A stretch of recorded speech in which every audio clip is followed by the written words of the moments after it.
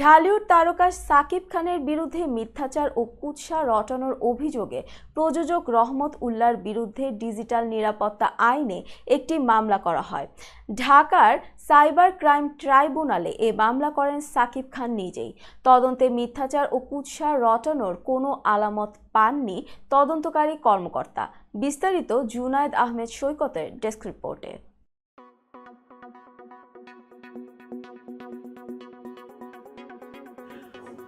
মোহাম্মদ রহমতুল্লাহর বিরুদ্ধে সাকিব খানের করা ডিজিটাল নিরাপত্তা আইন 2018-এর 24, 25, 29 ধারার অপরাধের অভিযোগ প্রাথমিকভাবে সত্য প্রমাণিত হয়নি মর্মে আদালতে প্রতিবেদন জমা দেওয়া হয়েছে।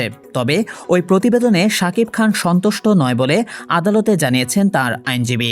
ওই প্রতিবেদনের উপর নারাজি দেবেন বলে আদালতে জানিয়েছেন তার আইনজীবী।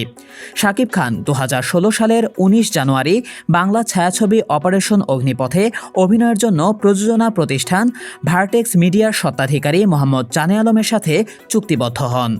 উক্ত ছবি শুটিং করার জন্য সাকিব খান একই বছরের 30 আগস্ট অস্ট্রেলিয়ায় গিয়ে জানতে পারেন যে ছবির মনোনীত নায়িকা মিস শিবা আলী ভিসা জটিলতার কারণে অস্ট্রেলিয়া যেতে পারেননি।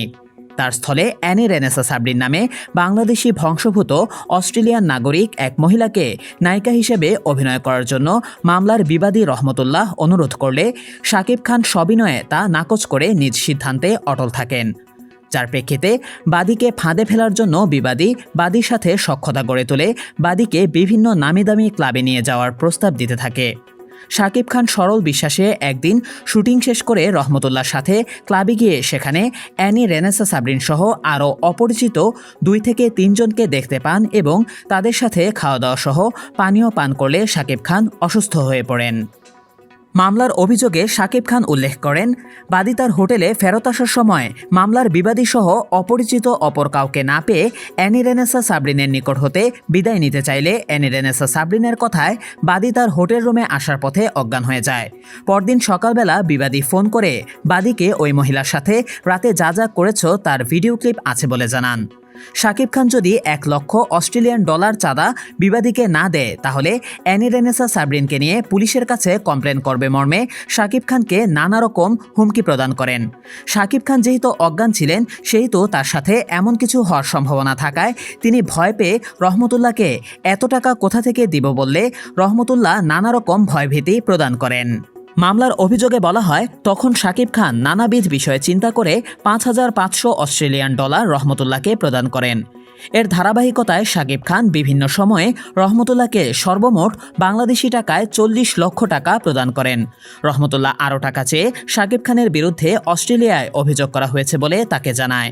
পরবর্তীতে সাকিব খান 2018 সালে উক্ত ছবির শুটিং করতে অস্ট্রেলিয়ায় গেলে একই বছরের 4 ফেব্রুয়ারি অস্ট্রেলিয়ান পুলিশ তদন্ত করে তার কোনো অপরাধের প্রমাণ না পেয়ে তাকে জানান, mister Khan, it's a honey trap, so beware yourself from them.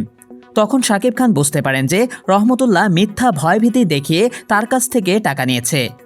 Shakib Khan রহমতুল্লাহকে চাঁদা দেওয়া বন্ধ করলে 2023 সালের 16 মার্চ একটি অনলাইন নিউজ পোর্টালে রহমতুল্লাহ প্রকাশ করেন যে সাকিব খানের বিরুদ্ধে ধর্ষণের অভিযোগে মামলা ও গ্রেপ্তার করা হয়েছে এবং শিডিউল না দেওয়ার বিষয়ে এবং একই তারিখ বিকালে একটি বেসরকারি টিভিতে রহমতুল্লাহ বিবাদী নিজেকে প্রযোজক হিসেবে উপস্থাপন করে সাকিব খানের অশ্লীল যৌনাচারের কথা বাংলাদেশের সবাই জানে বলে প্রতারণার উদ্দেশ্যে আক্রমণাত্মক, মিথ্যা ও বাদীর মানহানিকর তথ্য উপাত্ত প্রকাশ ও প্রচার করে বিবাদী ডিজিটাল নিরাপত্তা আইন 2018-এর 24, 25, 29 ধারার অপরাধ করেছে।